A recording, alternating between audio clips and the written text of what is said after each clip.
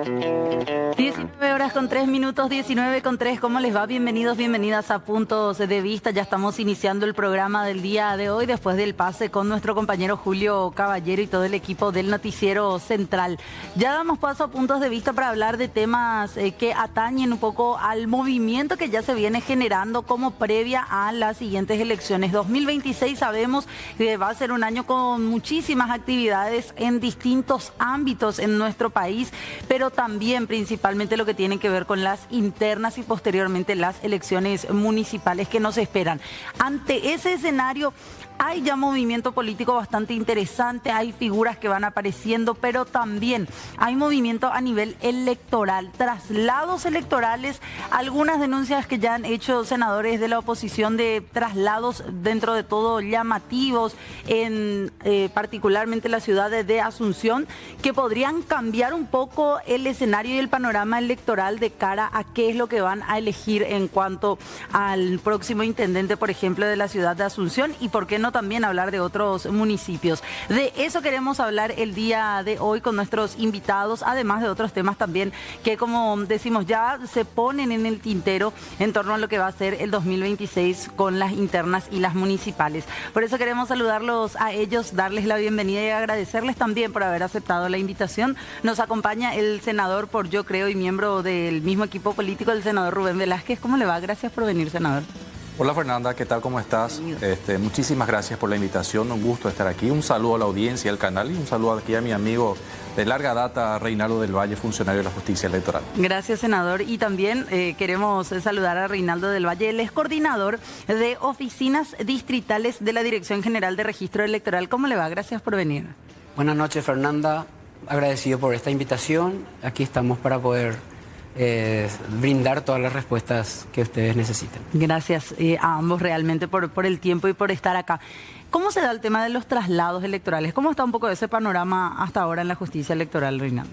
Bueno, en virtud del cronograma electoral en base a la resolución 78 del Tribunal Superior, en donde estipuló el corte técnico al 31 de julio, para todas esas inscripciones, para las realizaciones de las internas de los partidos políticos, sí, para que los partidos políticos puedan utilizar ese prepadrón para esas internas del 7 de junio del año que viene. Ahora, como usted bien estaba diciendo, ingresaron algunas denuncias, eso están en trámites. Los trámites correspondientes se realizan primeramente ante los juzgados electorales porque son áreas jurisdiccionales, ¿verdad? Una vez resueltas esas, van a proceso para superintendencia, para su estudio y investigación respectiva. Pero el caso en sí del trámite de los traslados, sí, ¿cuál es el paso a paso que se tiene que realizar? En las inscripciones propiamente dichas. Sí. Bueno, según la ley estipula que el ciudadano se acerca hasta las oficinas distritales y ellos firman un formulario en triplicado en forma presencial ante dos inscriptores de nucleaciones distintas. No se puede realizar ninguna inscripción con un representante de un mismo partido. Justamente eso para que exista el control mutuo entre partidos. Claro. Una vez que llene ese formulario en donde se le solicita su nombre, cédula de identidad, dirección, entonces ellos llenan ese formulario y firman una declaración jurada. O sea, a la vez, sí, el formulario es una declaración jurada en sí, por ser un instrumento público. Entonces, a la par, ellos llenan un formulario de declaración jurada en donde hacen fe de juramento de que el domicilio que esa persona está realizando es la real que ellos están presentando, y en base a eso se realizan las inscripciones. ¿Y posterior a eso? Posterior a eso, eso queda inscrito en el formulario de inscripción. Una vez, ahora que llegó el cierre, todos los formularios van a la justicia electoral para su proceso de cargo. Eso ya se cerró. Al 31 de julio, ahora está en etapa para salir el prepadrón, sí, el 15 de septiembre. Ok, ¿y ahí se puede hacer algún tipo de modificación, tachas, reclamos? No, el periodo de tachas y reclamos ya feneció. Según el cronograma electoral, el periodo de tachas de reclamos inició el 1 de agosto hasta el 20 de agosto. Ok, ¿y eso aplica solamente para el padrón de las internas? Para las internas. Ok. Acabe acotar que también el cronograma electoral nos dice que desde el 1 de agosto prosigue el periodo anual de inscripciones en el registro cívico permanente. Todas las inscripciones que ingresen a partir del 1 de agosto al 30 de diciembre continúan para las elecciones del 4 de octubre del 2026, que son las elecciones municipales. Esa es la inscripción. Sí, y en ese periodo, en enero, del 1 al 20, vuelve a abrirse el periodo de tachas y reclamos ante los juzgados electorales. Y ahí es donde yo, Ahí es si yo ya estoy inscrita, claro, en el registro, sí, puedo pedir mi traslado. Así, no. Tiene que denunciar, si usted ya está inscrita, y no es el domicilio real declarado, usted puede presentar un reclamo o una tacha en el juzgado electoral para que le vuelva al domicilio anterior o a la inscripción anterior. ¿Y qué pasa si yo me mudé en estos últimos años, por ejemplo? Me mudé de domicilio. Este año. O este año. Este año, porque ya pasando hasta el 30 de diciembre tenés tiempo para realizar esa inscripción para que usted pueda votar en las elecciones municipales en ese distrito. Claro, tiene que acudir hasta la oficina del registro electoral munido de su cédula de identidad para que el inscriptor o los inscriptores en este caso procedan a la realización de esa inscripción. Ok, y perdón, ¿hasta cuándo hay tiempo de eso? Hasta el 30 de diciembre del 2025. Del 2025, sí, para poder ya votar en mi domicilio nuevo, por así decir, el año que viene. Así mismo, tal cual. Ahora, senador, ante este escenario se han hecho denuncias sumamente, dentro de todo, graves y que muchos senadores mismos decían puede cambiar el panorama electoral de algunas ciudades. Claro, totalmente. Más todavía, ya que estamos hablando de elecciones municipales, sí, porque lo que se busca con esto es que el ciudadano pueda votar ante el local electoral cercano a su domicilio. Sí. Pero ¿qué pasa cuando existen traslados masivos y cuando se duda de la credibilidad de esos traslados? Resulta ser que en el caso puntual de Asunción estamos hablando, si no me equivoco, a una cifra cercana a 16.000 traslados que se dieron en estos últimos tiempos. O sea, es decir, de gente de fuera de Asunción. Claro, un ejemplo, personas que inicialmente sus registros electorales o figuran en el padrón, por decirlo así, de Lambaré, sin embargo, hoy en día ya está en Asunción como elector. Bueno, a eso se refieren los traslados. ¿A qué voy? Muchos colegas de la oposición les llamó la atención principalmente el traslado que se dio en un solo día, si no me equivoco creo que fue el 31 de julio, donde 2.000 personas hicieron su traslado. Eso llamó la atención. Haciendo así averiguaciones se constata de que 2 funcionarios, por ejemplo, fueron los encargados de hacer 500 traslados en un solo día. Eso llama la atención. Además de eso también se estuvo averiguando y se detectó de que 130 personas fijaron domicilio en una misma residencia, en una misma dirección. En una misma dirección. Claro, en una misma dirección. Entonces, eso es lo que genera las dudas sobre traslados masivos cuando se dan, principalmente cuando estamos en puertas de elecciones municipales. Porque, a ver, el padrón es esencial, un padrón debidamente depurado y un padrón transparente es esencial para el fortalecimiento de la democracia. Claro. Y en elecciones municipales, votantes que vienen de otra localidad no pueden elegir en un municipio a un intendente municipal, porque estamos hablando de votantes importados, por decirlo así, evidentemente. No conocen la realidad del municipio, no son del municipio, evidentemente, y eso lesiona directamente contra el derecho al sufragio. Bueno, y en eso consiste en esencia la denuncia formulada por algunos colegas senadores y así también ex senadores, quienes desde la oposición acercaron ante la justicia electoral justamente estos hechos, expresando su profunda preocupación con esta situación. Bueno, y vamos a ver cómo eso culmina. Hasta ahora todavía no tenemos una definición respecto a esta denuncia. Esto está en manos del Tribunal Superior, a ver cómo resuelven. Pero es probable, es físicamente imposible para 2 funcionarios hacer 500 traslados en un solo día. En un solo día.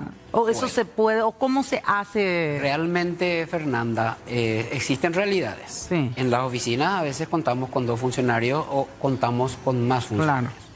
En el caso que está hablando el senador es el caso de Capital, en donde tiene un sistema informático. Ellos, solamente Capital posee un sistema informatizado, que es el sistema SI, en donde al cargar el número de cédula ya le estira la base de datos del ciudadano. Entonces el proceso no tarda ni a un minuto 30 segundos por ciudadano en realizar ese proceso de inscripción. Tenemos que saber también que se habilitan 3 a 4 mesas de inscripción en las oficinas distritales. Sí. Y estar al tanto con el caudal de personas, porque existen filas, imágenes de las cantidades de personas que se aglomeran ese último día, es imposible de estar pendiente a saber si es que esa persona o fue consecutivo la declaración de domicilio en un caso, ¿verdad? Para saber si prosigue esas inscripciones con un mismo domicilio. Entonces, el inscriptor no va a tener en mente Claro. la dirección que declaró el ciudadano que vino 10 veces o a la mañana o a la tarde. Entonces, él procede en virtud a la declaración de ese ciudadano. Y para esta declaración, Sí. ¿se pide vida y residencia? Sí. Se solicita, la ley te establece que en caso de duda, de los inscriptores, se les solicite un certificado de vida y residencia. Eso está estipulado en el artículo 131 del Código Electoral, en donde estipula que la única entidad en emitir ese certificado es el juzgado de paz. ¿Qué pasa? Eso es de lunes a viernes. Un juzgado de paz atiende de lunes a viernes. Sí. Si un ciudadano se va entre sábado y domingo, ya es difícil de que ese ciudadano pueda contar con esa documentación del juzgado de Pero paz. solo se le pide en caso de Caso duda. de duda. Así mismo. Eso está estipulado en la ley. Ok. Entonces, en virtud del artículo 139 del mismo código, de la 834, también habla o estipula que se pueden ser presentadas pruebas documentadas.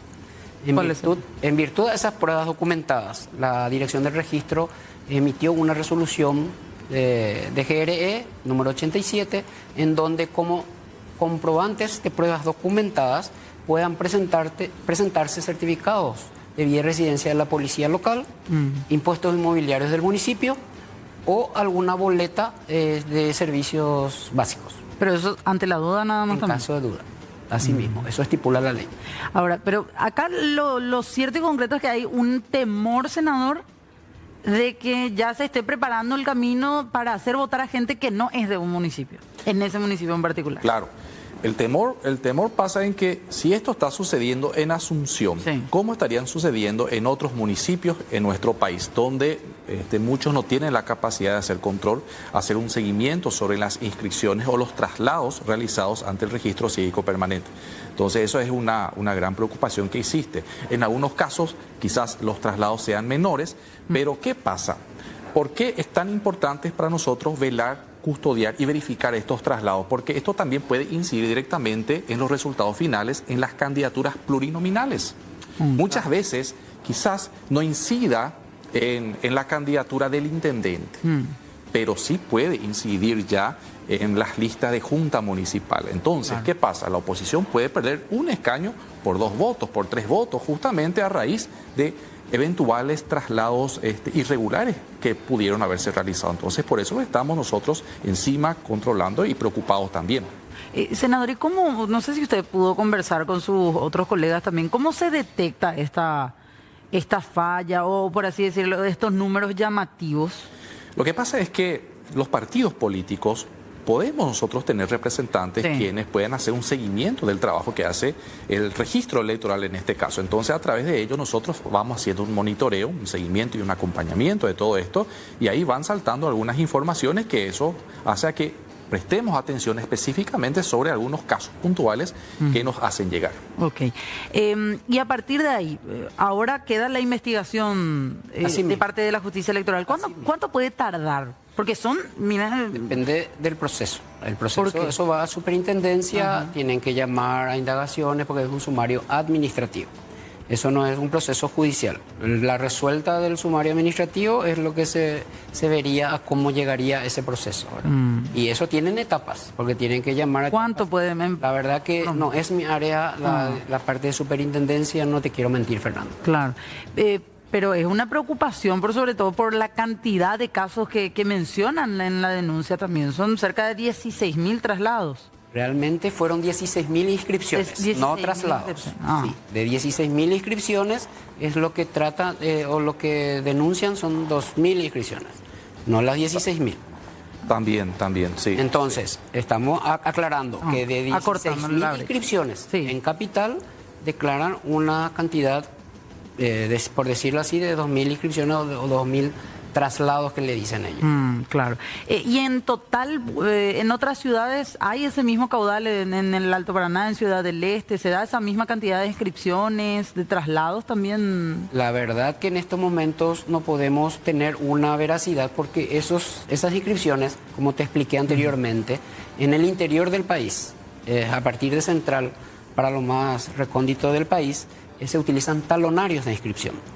En los talonarios de inscripción, en el proceso del cierre del 31, se tiene que hacer el repliegue de esos talonarios y eso se está cargando en informática ahora. Okay. Y el proceso en Asunción es más rápido, por eso ya se puede tener. En Capital, por eso es lo que pudieron ellos a través de los pliegos de publicaciones obtener esas informaciones. Usted decía, ¿es probable que 1 o 2 funcionarios hagan la carga de tal cantidad de...? Se puede llegar en virtud al tiempo que le toma a realizar una inscripción. Pero 500 en un día. ¿Es rápido así? ¿Es tan rápido así el sistema informático? El sistema informático es muy rápido porque lo único que hacen es cargar el número de cédula del ciudadano, le salta en el sistema, le sale el nombre, apellido, y ellos le consultan la dirección en la cual ellos están residiendo en ese distrito. ¿Y hay alguna otra corroboración del dato que ellos hagan? Eso es lo que la ley estipula. ¿Y qué, por ejemplo, tiene que pasar para que a un funcionario le llame la atención el cambio de domicilio, la inscripción? Claro, porque a ellos si le preguntan si es de otro distrito o no, sí, porque el sistema le va a tirar que es de otro distrito. Entonces, si ellos le presentan la declaración jurada, ¿qué puede hacer el inscriptor? Nada más, hasta ahí llega hasta ahí llega el proceso de esa inscripción, de ese inscriptor. Claro. Y en ocasiones anteriores se han tenido muchas inscripciones en otros puntos del país, sin contar esta en particular. A nivel país, cada año hay... ¿Aproximadamente cuánto? Aproximadamente, el año pasado tuvimos cerca de 200.000 inscripciones. ¿Y de esos cuántos son traslados, se puede saber? No tengo esa estadística en estos momentos, no tengo. Pero hay mucha variación por lo general de domicilio. Por lo general tenemos mayor cantidad de inscriptos de manera automática. Que serían los jóvenes que cumplen 18 años que van ingresando al RCP automáticamente. De eso estiramos nosotros las actualizaciones, que los propios jóvenes tienen que acudir hasta las oficinas. ¿Qué se toma con eso? Que al hacer su actualización ya se considera un traslado. Porque nosotros estiramos esa actualización de la base de datos de identificaciones. ¿Qué pasa? Ese joven pudo haber quitado su cédula, en ejemplo, en Alto Paraná, en Ciudad del Este. Y actualmente él está viviendo en Capital o en Central, en algún distrito de Central. Bueno, acude hasta la oficina, le dice que se va a hacer su actualización automática. Entonces ahí se le hace constar en el formulario de dónde o en dónde está inscrito en el RCP y eso se considera un traslado.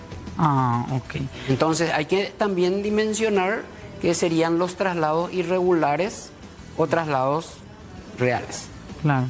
Y en otros puntos del país, ¿cómo ven un poco la situación? Ya que tienen ese problema del sistema informático, ¿verdad? Hay que aguardar, pero... ¿hay ya denuncias previas o hay un temor generalizado de que se meta mano en esos traslados, senador? No, claro que existe el temor, evidentemente, y casualmente siempre se da estos traslados masivos, por decirlo así, en periodos preelectorales para las municipales. Porque a veces es más fácil estirar la inscripción de una persona de un municipio vecino, por decirlo así, ¿verdad? Claro. Pero, ¿qué pasa en el interior? Bien, ya lo decía Reinaldo, en el interior siguen haciendo las inscripciones con talonarios, entonces el proceso es mucho más lento, el control también es mucho más lento que en Asunción, que en Capital precisamente, entonces eso dificulta mucho más también. Aquí también hay que mencionar que la ley mismo también permite de cierta forma hacer las inscripciones con esos talonarios. Y bien, ya lo decía también Reinaldo, ¿verdad? A veces el funcionario... le toma los datos o el traslado o la actualización a la persona que se acerca también y no tiene la capacidad muchas veces de indagar mucho más. ¿Por qué? Porque el documento que está firmando la persona que se acerca para inscribir lo hace bajo fe de juramento, entonces es la responsabilidad de la persona que hace su traslado, que los datos que está acercando a la justicia electoral son datos ciertos. Bueno, entonces pasa también por ahí. Bueno, a veces también se requiere de cierta astucia del funcionario. ¿En qué sentido? Cuando ve que un dirigente le está llevando a 12 personas de una sola vez, opa, ahí es donde tiene que llamarle la atención y es ahí donde él tiene que actuar en consecuencia y pedir otros documentos, porque ahí es donde yo como funcionario voy a dudar. Entonces, o sea, se puede generar la duda, ¿verdad? Claro. Evidentemente, ¿verdad? Pero no siempre pasa eso, no siempre. Entonces, estos controles pueden ser vulnerados. Lo digo esto por mi experiencia, porque yo llegué a ser funcionario en la justicia electoral, no en el registro, pero sí tengo casos. Y yo recuerdo, inclusive, cuando estuve en Ciudad del Este, llegamos a tener 20.000 tachas por traslados también que se realizaron. Y eso fue allá por el año 2015, si no me equivoco. Imagínense, o sea que estos no son casos nuevos. Claro. No es una preocupación nueva que tenemos desde la oposición, porque sabemos que suelen darse estas prácticas y que lastimosamente esto solamente lesiona y atenta contra el derecho al sufragio y contra el derecho que tiene el ciudadano, fundamentalmente de que tenga autoridades municipales que verdaderamente les represente a él y que no vengan personas de afuera a querer imponer ciertas candidaturas. Senador, y en su experiencia, ya que mencionó eso, ¿puede darse que una persona vaya y lleve un montón de documentaciones y de documentos firmados supuestamente por los interesados en hacer esos traslados, esos cambios? Podría darse si existe que uno mala solo, fe. no sé, Claro. yo, Fernanda, te llevo a vos, funcionario de la justicia electoral, 20 carpetas. Y te digo, mira, fulanito, yo que te conozco, gestioname el cambio de domicilio de estas personas. Bueno, si existen hechos de corrupción, ya estamos hablando Claro. ya de corrupción de parte de funcionarios, donde existe una complicidad de funcionarios del registro electoral con el dirigente político que está haciendo eso. Evidentemente puede pasar, porque ya estamos hablando ya de corrupción que se puede dar. Podría darse. Pero eso, en definitiva, es un trámite que se tiene que hacer de manera particular. Personal. Personal, particular, así mismo, tal cual. Y ningún funcionario público creo que se quiera arriesgar a realizar esos trámites por carpetas, ¿verdad? Claro. Es muy delicado. Pero estaríamos hablando igual de corrupción en ese caso. En ese caso sería una corrupción. ocurre? Claro. Ante esa situación, ¿ustedes han conocido de casos así, senador, o no, por lo menos? Bueno, particularmente Para en mi nada. caso, en mi experiencia, el tiempo que estuve en la justicia electoral, no recuerdo casos de esa naturaleza, no recuerdo, ¿verdad? Pero sabemos nosotros que hoy en día estamos muy vinculados en la política, que evidentemente puede pasar. Entonces lo único que nosotros buscamos con esto es precautelar fundamentalmente el interés ciudadano, garantizar el fortalecimiento de la democracia con prácticas electorales que respondan verdaderamente a los principios democráticos y republicanos. Estamos trabajando en eso. No es fácil, es una tarea difícil, es un compromiso de parte de todos, tanto nosotros, actores políticos, también la justicia electoral como custodio de la legítima voluntad popular. Bueno, y también, creo que también de cierta forma, y eso ya lo estamos evaluando y analizando con algunos colegas senadores, trabajar en la modificación de la ley 834, que es el Código Electoral, para mejorar de cierta forma también el sistema de inscripción de los traslados y también de las tachas que se puedan eventualmente plantear en caso de encontrar alguna irregularidad en un traslado. ¿Qué se podría hacer? ¿Qué se podría plantear, senador, en eso? Y para facilitar entonces el procedimiento, porque te digo nomás, en un caso de que, ¿qué pasa si nosotros dentro de la oposición detectamos que existieron realmente traslados irregulares, Sí. irregulares de 2.000 personas? Bien, se tendría que haber también planteado las tachas contra esas personas. Bueno, ¿qué pasa? El tiempo de trámite es corto. Dentro de un procedimiento de tachas también se tiene que velar por el principio de defensa en juicio, fundamentalmente. Es decir, la persona cuya tacha se está presentando tiene el derecho también de decir, no, yo me mudé, Claro. evidentemente yo quiero votar en esta ciudad. Entonces vos no podés tampoco dictar resolución haciendo lugar una tacha sin haberle dado la oportunidad Claro. de defenderse. Bueno, entonces el tiempo es corto. El tiempo es corto para resolver una tacha. La carga probatoria tiene quien está presentando la tacha. Si yo voy a tachar, yo tengo que probar. Y no él, que es la persona afectada. Claro. Entonces son cuestiones que lo tenemos que analizar verdaderamente también para que tengamos un sistema verdaderamente transparente, padrones transparentes fundamentalmente, y bueno, y esa es una tarea pendiente que todavía tenemos dentro de lo que es nuestra tarea legislativa. ¿Y exigir mayores documentaciones o eso podría desincentivar la inscripción de personas? Bueno, ahí entra una cuestión interesante también, porque lo que tenemos que buscar es facilitar la participación de la ciudadanía, porque es el espíritu electoral, es facilitar. Cuanto más trabas pones también, eso puede desestimular, y no es eso lo que queremos. Nosotros queremos que la ciudadanía participe, nosotros queremos que la ciudadanía pueda votar ante el local electoral más cercano a su domicilio.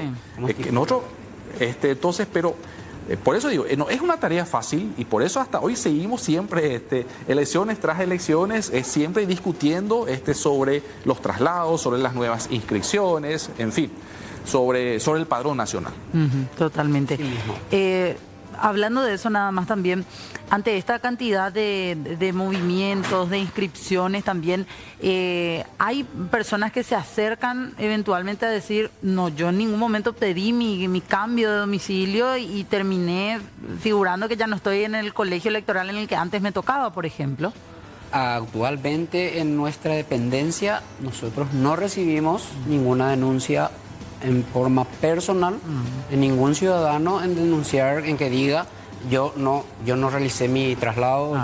Pero se puede hacer, por ejemplo, uno como ciudadano mira, revisa y... Es más, nosotros... Es el procedimiento del reclamo. Del reclamo. Es el reclamo que puede hacer. Mismo. Ahora, lo que nosotros y la ciudadanía ahora está solicitando mucho son sus constancias de inscripción. Es la que pide el registro electoral. Llenan un formulario de solicitud para saber en dónde está inscrito, para varios procesos, ya algunos para postulaciones seguramente a concursos, otros porque quieren saber realmente en qué distrito está figurando, entonces se le concede esa constancia de inscripción en el registro electoral.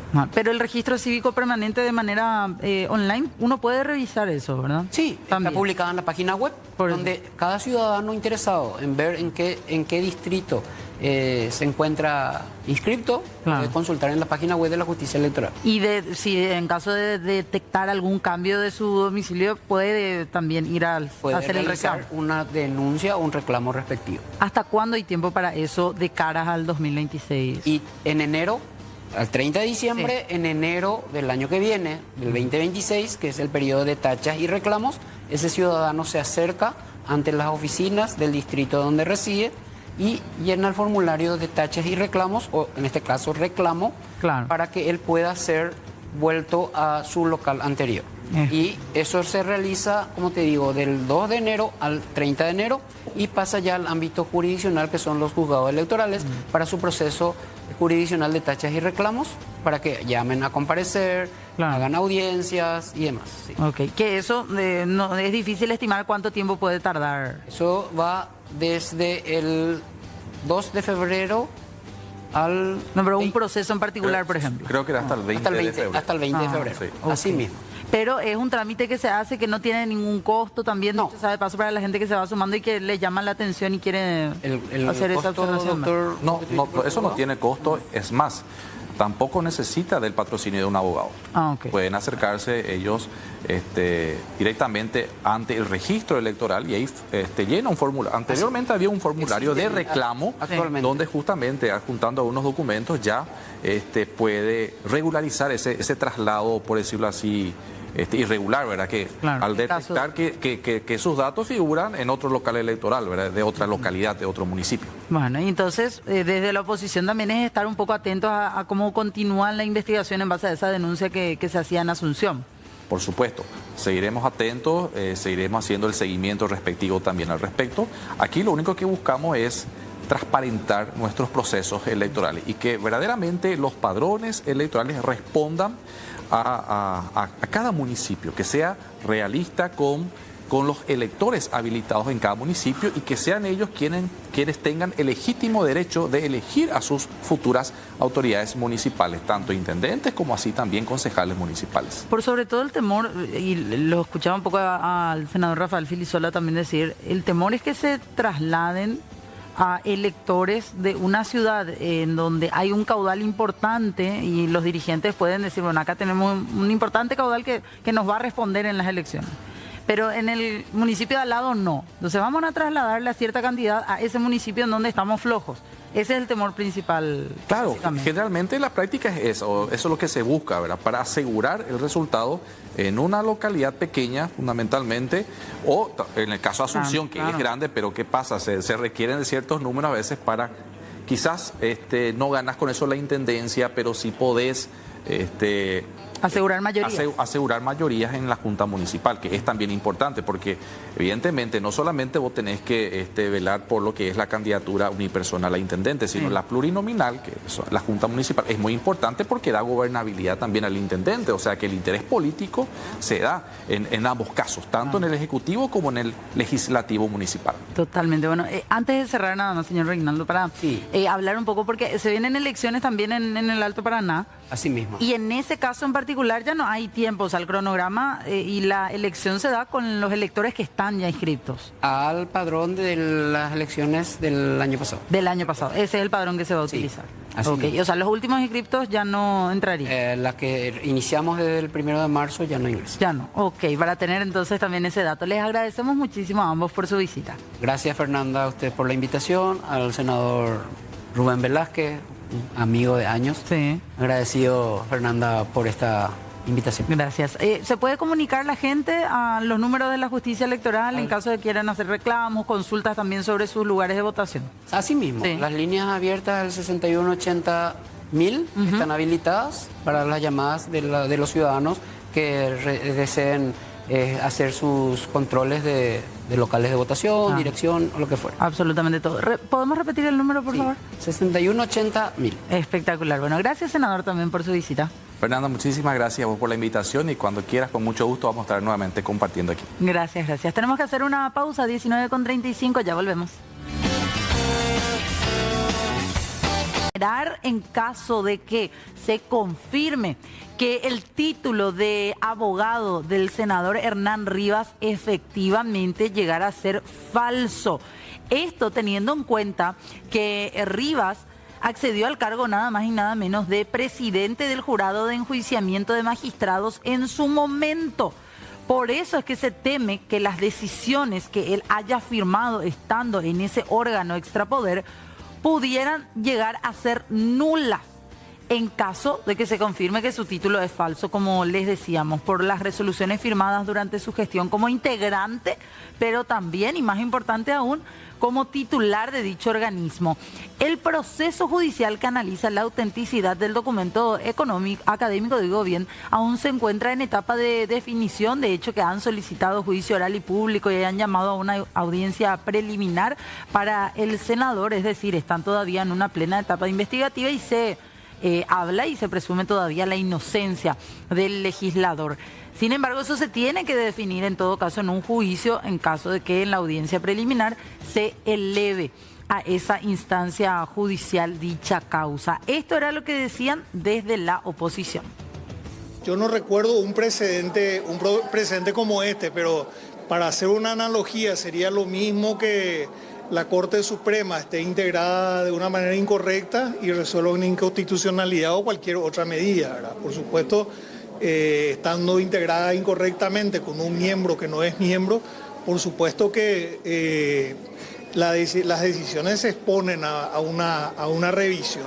No hay precedentes, así que va a ser un debate jurídico bastante complejo porque finalmente él es un voto de otros tantos, ¿verdad? Pero en algunos casos puede haber sido el voto determinante. Así que sí, es una cuestión problemática, lo cual revela la irresponsabilidad de la Cámara de Diputados en su momento y la enorme responsabilidad del Senado, porque acá ya venía con antecedentes y si bien nosotros no tenemos la constancia, porque esto es algo que se debe dirimir con pericia, con una serie o sea, nosotros probablemente no podíamos demostrar en un procedimiento de características políticas sin la justicia, pero de todas maneras todos sabíamos que había un problema de idoneidad, pero también había un problema de falta de título. Era bastante evidente era eso. La Fiscalía solo se centra en Rivas y ignora, por ejemplo, otros que estuvieron involucrados. Bueno, a mí me parece muy llamativa la estrategia de la Fiscalía, porque al solamente acusar al senador Rivas, ¿cómo ellos van a ¿cómo ellos van a sostener una teoría en la que, una hipótesis fiscal en la que solo él es responsable de una cadena de actuaciones? Pues acá hubo una universidad, acá hubo docentes que se prestaron, autoridad de la universidad, del MEC, en fin, hay una cadena de responsabilidad. Entonces, la defensa de Rivas puede sencillamente decir, pues acá tenemos toda la documentación. Si no se investiga el resto de la cadena de responsabilidades, ¿cómo van a tener un caso, cómo la Fiscalía va a sostener un caso sólido ante un tribunal de sentencia? Porque finalmente, ¿qué es lo que tienen? Sí, que la universidad estaba muy lejos, perfecto, estaba muy lejos la universidad. Tienen que, no le encuentran a ningún compañero de facultad, no le encuentran. Pero en realidad lo que esos son indicios, pero lo que tiene la Fiscalía tiene que determinar claramente si la carrera existió, si la carrera no existió, si él cursó, si él no cursó, y para eso necesariamente tienen que investigar al resto de los responsables. Bueno, desde el comienzo dijimos que lo más grave era eso. Lo más grave es que un acto nulo o la titularidad del que firma, si se llegase a anular esa firma, todo es nulo. Eso fue lo más grave y lo más irresponsable que hizo, ¿verdad? Y la mayor responsabilidad que carga encima el Partido Colorado y el Movimiento Honor Colorado. Sí, puede ser una debacle. Bueno, veremos qué es lo que ocurre en este caso, si es que eventualmente se confirma que el título no es real, el título del senador Hernán Rivas, pudieran algunos fallos de esa instancia del jurado de enjuiciamiento de magistrados ponerse en duda o podrían los propios abogados pedir la nulidad eventualmente de alguna elección o de alguna decisión que había tomado en su momento el órgano.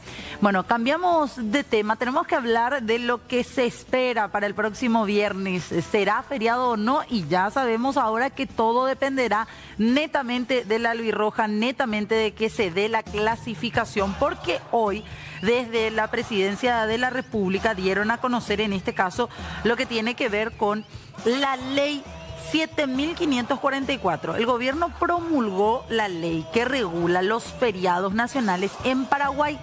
Entre las novedades de esta ley está la inclusión del 20 de junio como nuevo feriado que se suma a los que ya teníamos. El 20 de junio, la conmemoración de la jura de la Constitución Nacional de 1992 es lo que se recuerda en esa fecha, que a partir de ahora y con la entrada en vigencia de esta ley será feriado nacional. Pero lo que ahora mismo interesa en realidad es el otro punto más importante de esta ley, que el Poder Ejecutivo podrá establecer hasta 3 feriados adicionales al año para celebraciones especiales o para fomentar el turismo, aplicables a todo el sector público y privado. Durante estos días, los servicios de salud y otros, dice el documento, considerados esenciales van a seguir funcionando con normalidad. Este punto es lo que interesa, lo que puede ocurrir el viernes, porque ya explicaba desde el propio presidente de la República y las autoridades pertinentes que el viernes será feriado nacional en caso que se obtenga la clasificación de la albirroja. En horas de la noche de mañana jueves, Santiago Peña estaría firmando un segundo decreto en donde diga, señores, mañana es feriado básicamente, el 5 de diciembre, pero de manera excepcional. Eso va a depender netamente del resultado que se dé mañana. Vamos a escuchar a continuación lo que mencionaba en este caso el señor Roberto Moreno. Se distingue al feriado, este feriado adicional no va a ser un asueto. ¿Por qué? Porque el asueto solo abarca a las instituciones públicas, a los organismos y entidades del Estado, y este feriado va a abarcar al sector público y privado. Sabemos que siempre ha existido una queja de la ciudadanía de que el asueto solo beneficia al funcionariado público y no a la ciudadanía en general. Y por supuesto, como ustedes saben y el presidente de la República ya lo mencionó, hay una posibilidad de que este viernes inauguremos la ley, Dios quiera, con un buen resultado de nuestra querida albirroja. Pero obviamente va a depender de eso. Nosotros no somos mufa, como se dice coloquialmente, no somos yepa. Así que desde luego que estamos toditos muy entusiasmados con la selección nacional, que ha dado una nueva fuerza, unos nuevos bríos a nuestro país. Así que vamos a estar en la expectativa. Con la aclaración debida y la reiteración que en caso que así se decrete el feriado, con un buen resultado, ese feriado va a ser para el sector público y el sector privado. Y es importante aclarar, los servicios públicos imprescindibles quedan exentos del feriado, es decir, se van a seguir prestando, y sobre todo es muy importante aclarar, todo lo que tiene que ver con servicios de salud se va a prestar en condiciones de normalidad el viernes, en caso que se dicte el decreto de feriado, que se va a dictar durante el jueves de noche, si Dios quiere. Así que la gente, la ciudadanía que tiene cirugías programadas, que tiene consultas médicas programadas, tiene que estar tranquila, porque el viernes, pase lo que pase, ellos van a... Nos vamos despidiendo, quédense en la señal de C9N porque ya se llega más debate de la mano de la información, pero también tenemos que hablar de lo que ayer mencionábamos, denuncias de fraude en el último examen de docentes que tenían que integrar el banco de elegibles del Ministerio de Educación. Hoy hubo una manifestación de parte de docentes que exigen que sus resultados se tengan en cuenta. Eran de Cordillera, llegaron hasta el Ministerio de Educación y esto decían.